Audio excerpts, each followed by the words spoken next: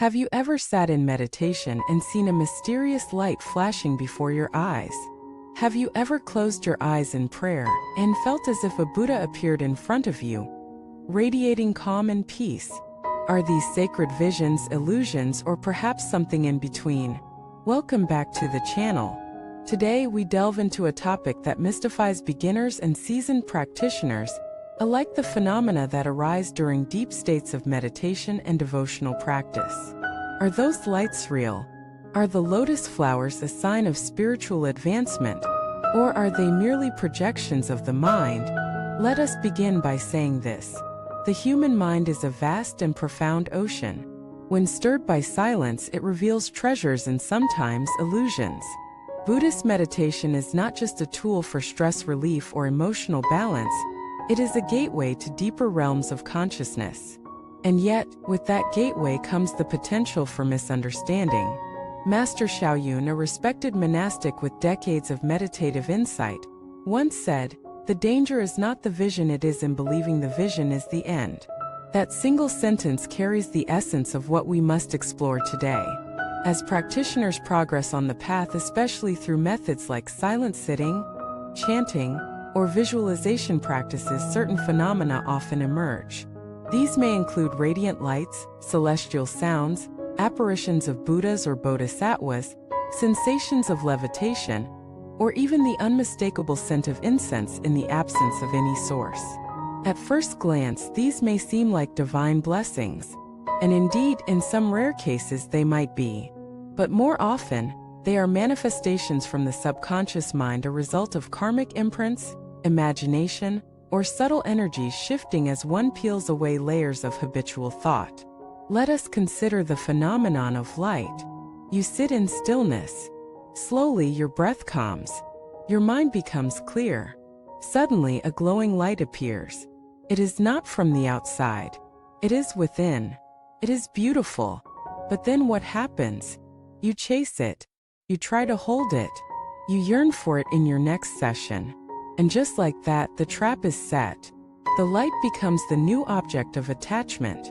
But Master Shaoyun taught, light that leads to clinging is a distraction, not a sign. It may originate from your inner purity, or it may be a mental echo of past experiences. But if it becomes your goal, it hinders rather than helps. The same is true for seeing forms such as Buddhas, Bodhisattvas, or lotus flowers.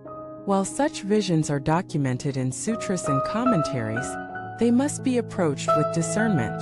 There was once a monk who, during intense practice, began to see Amitabha Buddha standing before him with radiant light.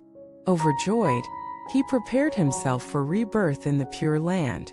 But a wise elder told him, "Next time you see the Buddha, stab him with a pin." Confused but obedient, the monk did so. The vision vanished and he felt a sharp sting in his own leg. What had happened? The vision was not external. It was a projection born of deep mental focus and the subconscious desire for validation. In Buddhism, this is not called enlightenment. It is called mojing, or illusionary realm, a realm that can deceive even the devout if not understood correctly. We must remember the teaching. All dharmas are created by mind. In this sense, both truth and illusion arise from the same source. But the wise do not attach to either. Instead, they return again and again to the breath, to presence, to awareness. But does that mean we should dismiss all experiences during meditation? No. Dismissing them is just another form of aversion. Instead, we observe. We acknowledge. We let them pass. We treat each phenomenon, whether it's a light, a sound, or a vision, not as a destination, but as a passing cloud. Master Shaoyun emphasized, the clearer your mind, the more likely something will arise. But remember, the sky is only truly clear when it is empty. This poetic truth reminds us that ultimate clarity lies beyond visions. Let us shift now to why such phenomena arise. The Buddhist explanation involves the transformation of consciousness.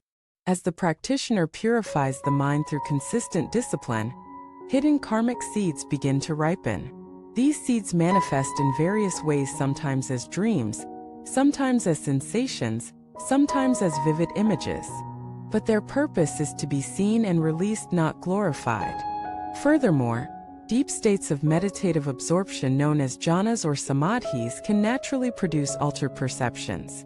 In such states, the senses loosen their grip. Time fades. The boundary between inner and outer becomes porous. This creates fertile ground for luminous experiences. But even these must be transcended. True enlightenment, as taught by the Buddha, does not depend on seeing visions or hearing celestial music. It depends on the direct realization of impermanence, suffering, and non-self. If your meditation leads you to cry, laugh, or see divine beings, but you still cling to me, mine, and you are still circling the shore of awakening. A powerful analogy given in the sutras compares spiritual seekers to travelers in a burning house. The Buddha, like a wise parent, uses toys and carts to lure children out. Similarly, a bodhisattva might allow a vision to arise not as a final goal, but as bait to deepen your faith. Once the child is safe, the toy is no longer needed. And so too, once you establish strong discipline, the visions will fade. What remains is the real practice. Let us hear the story of a modern-day practitioner. She had been meditating for years, and one day during a silent retreat, she saw a giant lotus blossom before her eyes. The flower opened, and inside was the form of Avalokiteshvara. Tears flowed from her eyes. After the session, she felt euphoric. But then the following day, nothing happened. She tried to replicate the moment. She sat longer, breathed deeper, but the vision never returned. She became frustrated, even doubtful of her practice. Her teacher gently reminded her, "The vision came not because you reached for it, but because you let go. You return to emptiness. That's where the sacred lives, not in phenomena, but in presence." Over time, she learned to let go of expectations. Her practice deepened not because of more visions, but because of fewer attachments. Years later, she smiled and said, "I used to look for flowers. Now I am content being the soil." Such is the essence of Buddhist practice, not to seek wonders, but to become the ground in which awakening can bloom. Thank you for watching this video. Have you ever experienced something mysterious during meditation? Did it confuse or inspire you?